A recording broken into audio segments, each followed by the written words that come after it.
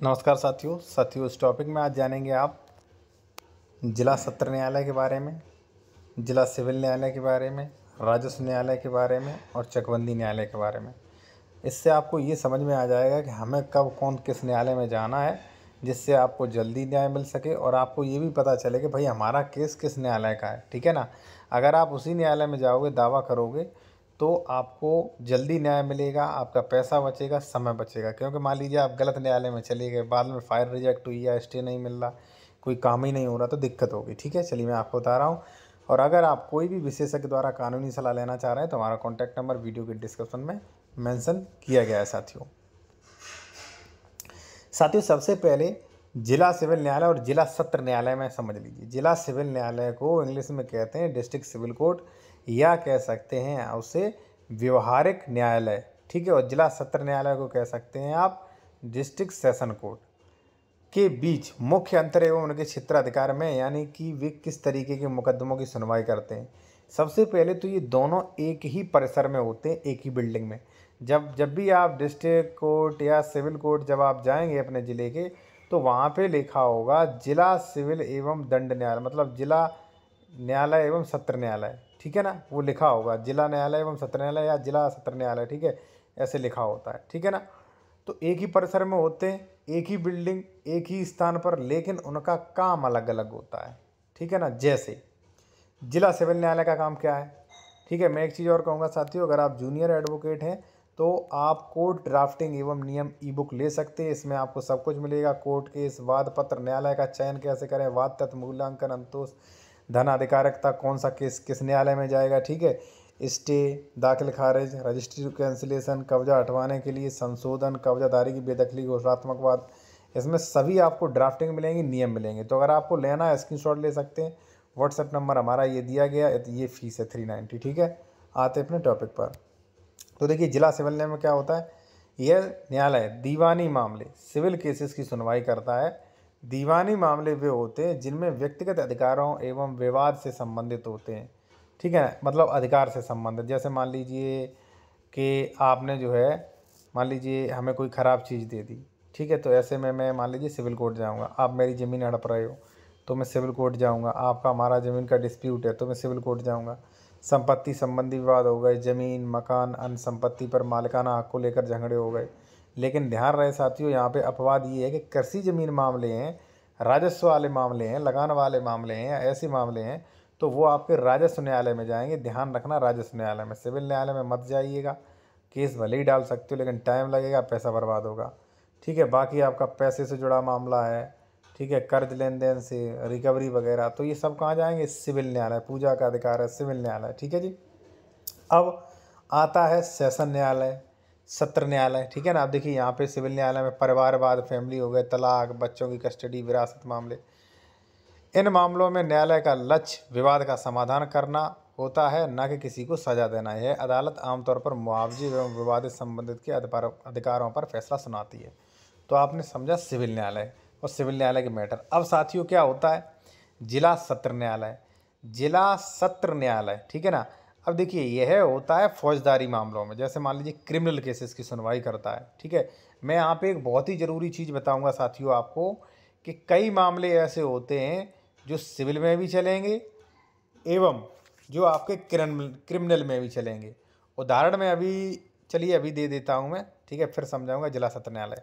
जैसे मान लीजिए आप हमारे हॉस्पिटल में आए, किसी व्यक्ति को एडमिट कराया, आपका कोई नातेदार था, हमारे डॉक्टरों की मान लीजिए हमारी खुद की लापरवाही से उनकी मृत्यु हो जाती है।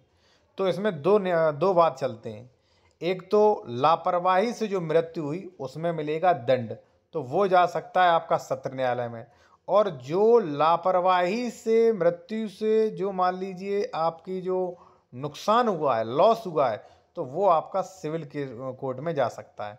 ठीक है, दोनों ही अलग अलग मामले जो हैं वो हो सकते हैं। कई बार ऐसा होता है कि दोनों, मान लीजिए कई बार ऐसा होता है कि भाई कई लोग क्षतिपूर्ति चाहते हैं, कई लोग दंड चाहते हैं, तो आपको जो चाहना है तो उसके अनुसार आप जा सकते हैं। ठीक है, अब देखिए सत्र न्यायालय तो इसमें क्या है, क्रिमिनल केसेस की सुनवाई करता है। फौजदारी मामले, आपराधिक मामले शामिल होते हैं, जैसे हत्या हो गया, डकैती हो गया, चोरी हो गया, बलात्कार हो गया, मारपीट हो गया, या अन्य 420 हो गया। ठीक है ना, अन्य कोई मैटर हो गया जिसमें आप पैसा नहीं चाह रहे हो, जिसमें आप अधिकार नहीं चाह रहे हो, जिसमें आप चाह रहे हो कि अपराधी को सजा मिले, ठीक है, तो वो जाएगा जिला सत्र न्यायालय में। अब साथियों ऐसा नहीं है कि मान लीजिए आपका कोई, मान लीजिए मेंटेनेंस का मामला है तो उसमें आप सजा चाह रहे हो, नहीं, जिसमें सजा दी गई है उसमें ही सजा होगी, समझे आप। तो वो मामला आपका कहाँ चला जाएगा, सत्र न्यायालय यानी कि क्रिमिनल कोर्ट में। इन मामलों में न्यायालय का मुख्य काम अपराधियों को सजा देना होता है। सजा में जेल, मृत्युदंड शामिल होते हैं। यह अदालत सिर्फ उन गंभीर मामलों की सुनवाई करती है जो निचली अदालत मजिस्ट्रेट कोर्ट के अधिकार से क्षेत्र से बाहर होते हैं। अब सीधे शब्दों में अगर हम बताएं, अब देखिए सिविल कोर्ट विवाद सुलझाती है जबकि सेशन कोर्ट अपराधियों को सजा देती है। अक्सर एक ही जज दोनों तरह के मामले को मतलब देखने का अधिकार होता है। ध्यान रहे साथियों, कई बार आपने देखा होगा सेशन जज और कई बार आप देखेंगे मतलब डिस्ट्रिक्ट जज, तो अंतर कुछ नहीं है। सेशन जज यानी कि सत्र न्यायाधीश तब कहेंगे जब जो 307 302 के मामले सुन रहे होंगे, और वही जब मान लीजिए किसी प्रॉपर्टी का मामला देख रहे हैं तब उन्हें कहेंगे जिला न्यायाधीश। ठीक है, तो बस यही अंतर होता है। मामले को देखने का अधिकार दिया जाता है। जब सिविल मामलों की सुनवाई करता है तो उसे जिला जज, डिस्ट्रिक्ट जज कहते हैं, और जब वो आपराधिक मामलों की सुनवाई करता है तो उसे सेशन जज कहते हैं। ठीक है ना, ये जो मैं पढ़ा रहा हूँ, ये पढ़ा रहा हूँ अपना वकील खुद बने, ये हमारी खुद की एक ई बुक है।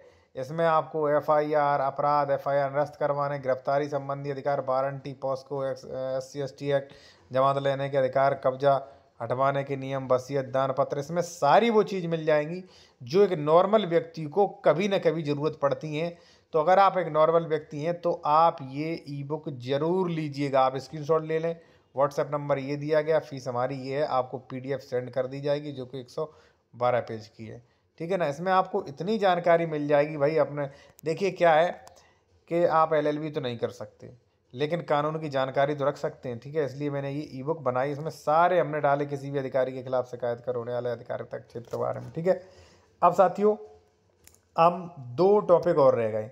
राजस्व न्यायालय, देखिए साथियों, अगर कृषि का मामला है, कोई आपका बंटवारा होना है, आपकी बेदखली होनी है, आपको सीमांकन होना है, ठीक है, तो वो आपका राजस्व न्यायालय में जाएगा। मैंने कई बार देखा हुआ है कि मान लीजिए 100 खातेदारक बंटवारा कर रहे हैं, मतलब लड़ाई कर रहे हैं कि ये हमारा इधर है, वो कह रहा है ये हमारा इधर, जो जोतेंगे बोएंगे, और ये लोग चले जाते हैं सिविल मामले में।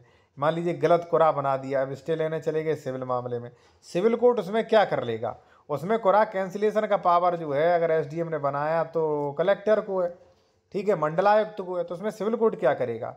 ठीक है ना, तो सोच समझ कर जाइए आप। ठीक है ना, दूसरी बात होता है चकबंदी न्यायालय। ठीक है, अगर चकबंदी से संबंधित कोई त्रुटि है, चकबंदी संबंधी मामला, तो वो चकबंदी मामले में जाएगा। राजस्व न्यायालय क्या करेगा भाई इसमें। ठीक है ना, अब कई लोग यहाँ तक कि कई वकील भाई ये पता नहीं लगा पाते हैं कि हमारा मैटर किस में जाएगा भाई। ठीक है ना, तो ये चीज़ इसीलिए मैंने जो है अपनी ये नोट समझ सकते हैं, कोर्स समझ सकते हैं, इसलिए बनाए जिससे लोगों को कानून की ज्ञान की जानकारी मिले। और अगर आप मान लीजिए लेना चाह रहे हैं तो स्क्रीनशॉट ले सकते हैं।